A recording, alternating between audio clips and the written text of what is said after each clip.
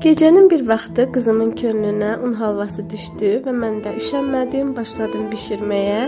2 stəkan undan halva hazırlayıram. İlk öncə şərbətini hazırlayaq.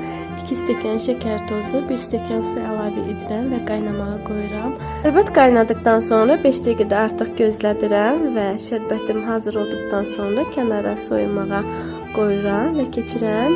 200 qram yağ götürdüm, tavaya əlavə edirəm və 2 stəkan unu az-az əlavə edərək başlayıram qovurmağa.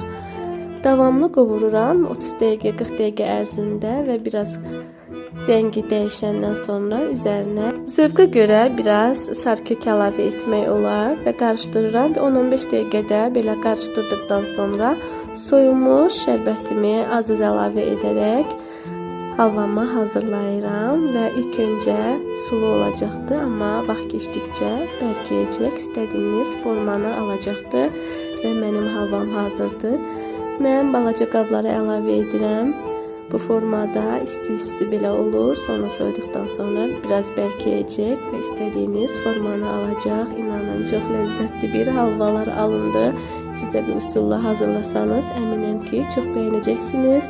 Kanala abunə olmağı, videoları izləyib beğenmeyi unutmayın. İzlədiyiniz üçün hər birinizə təşəkkürlər.